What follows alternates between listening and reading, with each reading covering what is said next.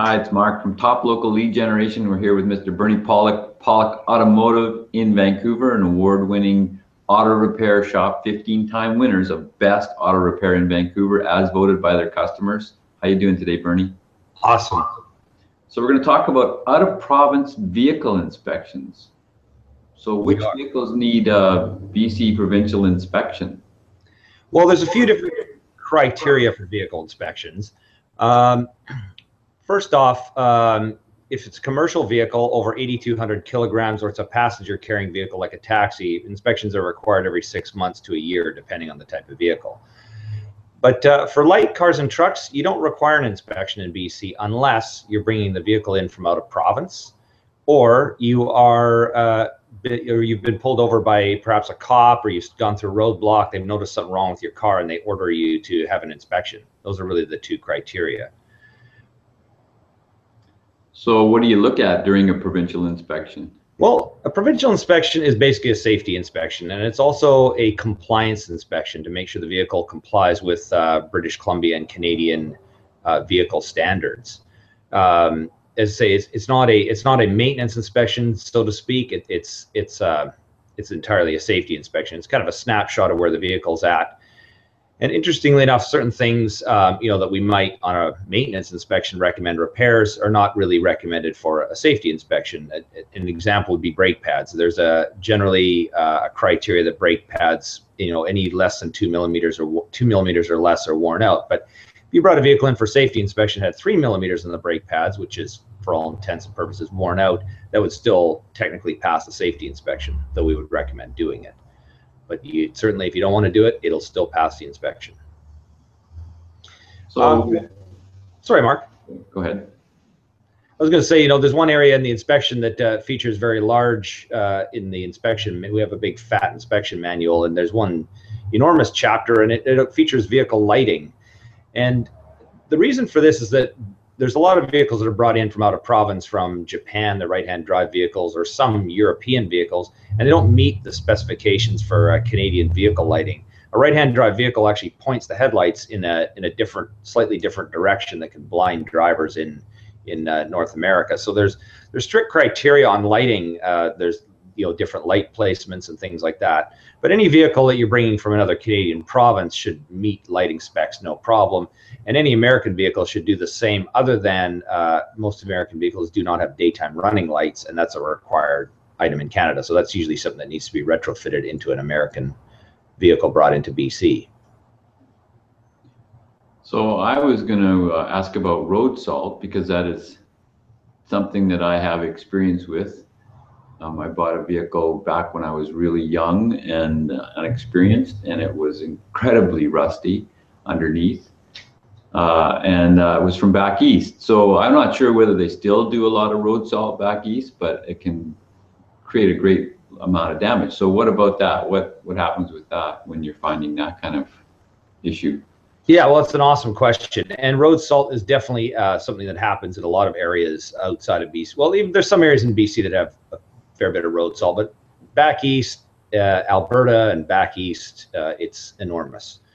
And it still causes damage, although cars are way better built these days than they used to be. So they don't corrode and rust out like they used to, but it still happens.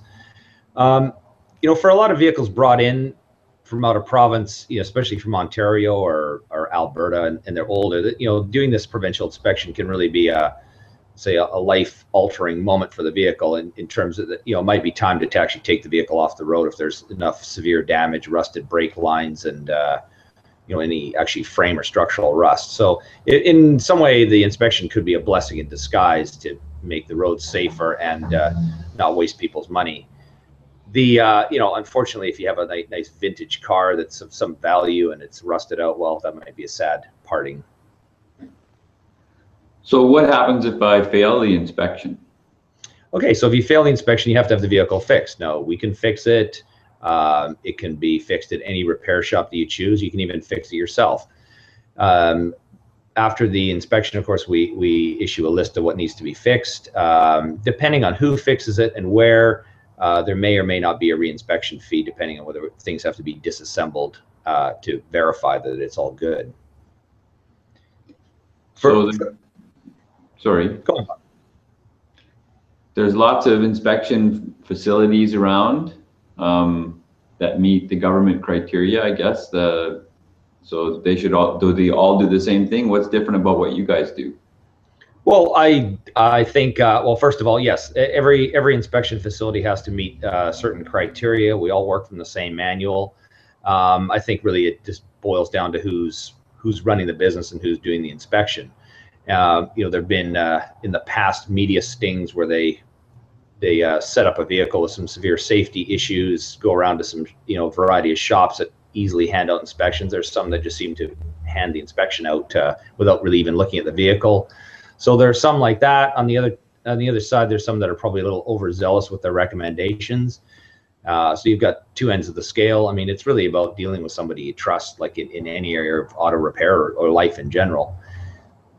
If you've had an inspection and you feel like there's just been too much recommended that you need to do, you can always call the province, the commercial vehicle inspection, CVSE is what it's called, and they'll have an inspector review the inspection if you think it's been done improperly.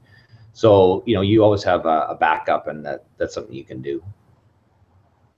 So what's different about the provincial inspection compared to, say, if I was going to buy a car and I brought it into you to inspect it prior to me making the decision to buy it? It's an excellent question. It's really about the focus of the inspection. The provincial inspection is very clearly a safety inspection, safety and compliance inspection. Whereas if we're doing a pre-purchase inspection, we're going to be looking at some other items such as maintenance. What are the qualities of the fluids? For a provincial inspection, I mean, as long as the oil's not leaking out of the engine, it really doesn't matter what the condition of the maintenance or the transmission fluid's dirty is not that important. But if you're buying a vehicle, you're going to be saddled with fixing those kind of things. Certain things like oil leaks on a vehicle are not, unless they're severe, they won't fail a safety inspection. So that's the big thing is the focus on. One is safety. The pre-purchase inspection is safety and maintenance. Great. Anything else? No, that's it. Other than if you're needing a good, honest facility to do a provincial out of province inspection, or if you've had an unfortunate notice of order by a police officer, we'd be happy to do a good inspection for you, and we can generally do most any repairs that are required. So PawlikAutomotive.com, award-winning website. Pawlik Automotive voted 15 times now best auto repair in Vancouver. Give them a call, 604-327-7112. Thanks, Bernie. Thanks, Mark.